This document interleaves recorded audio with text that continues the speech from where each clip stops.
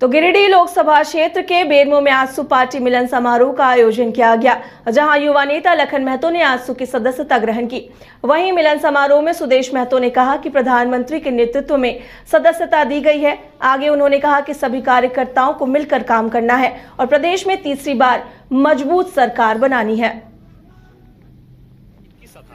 मैंने प्रधानमंत्री और एनडीए का संकल्प है कि हम इस बार 400 पार का आंकड़ा को छुएंगे।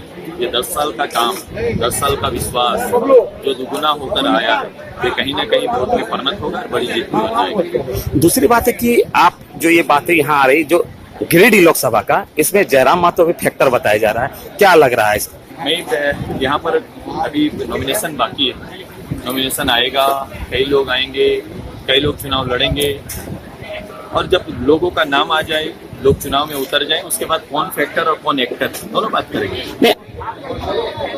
देखिए, हम लोग जो पिछले इतिहास है उसको दोहराते हैं, उनसे सीख लेते हैं। आपको याद होगा कि 2019 लोकसभा चुनाव में हम लोगों ने 2 कीर्तिमान स्थापित किए। एक है, अब तक किसी भी प्रत्याशी, किसी भी दल और किसी भी गठबंधन को 6,48,000 मत प्राप्त नहीं हुए और 2,48,000 से ज्यादा के मतों के अंतराल से आज तक कोई नहीं जीता था।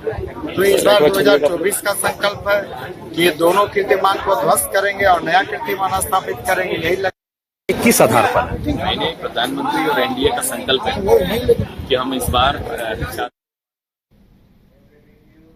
तो स्वास्थ्य विभाग के संयुक्त सचिव एवं एनएचएम के अभियान निदेशक विद्यानंद शर्मा पंकज धनबाद पहुंचे, जहां सिविल सर्जन सभागार में सिविल सर्जन सहित अन्य चिकित्सा पदाधिकारियों और कर्मियों के साथ उन्होंने बैठक की और कई दिशा निर्देश भी दिए। वहीं सदर अस्पताल का दौरा कर चिकित्सीय सुविधाओं का जायजा भी लिया। इस दौरान विभिन्न कार्यों और डेटा एंट्री में त्रुटियां होने पर अधिकारियों और कर्मियों को भी शो कॉज करने का निर्देश दिया।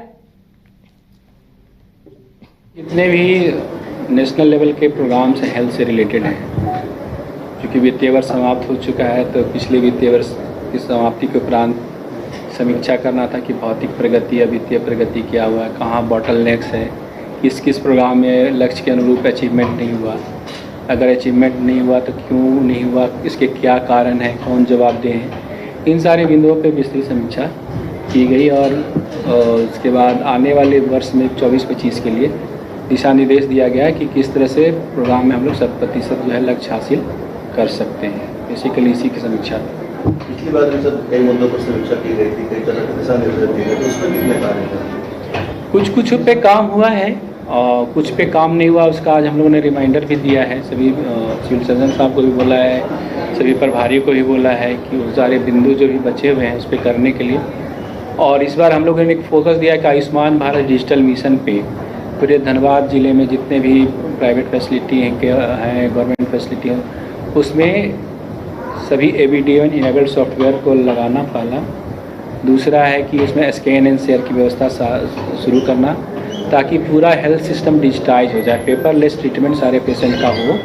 इसी पे मेन ट्रस्ट है, हमारे प्रधान सचिव सर का भी ट्रस्ट है कि पूरे झारखंड का जो भी हेल्थ सर्विसेज को पेपरलेस बनाना है, और गवर्नमेंट ऑफ इंडिया का भी ये ट्रस्ट है कि जितना भी हेल्थ सिस्टम है। कमाल करते हो जी, बच्चे घूमने की इतनी जिद कर रहे हैं और तुम हो कि तुम्हें फुर्सत ही नहीं मिल रही। अब इतनी गर्मी में जाए तो जाए कहाँ?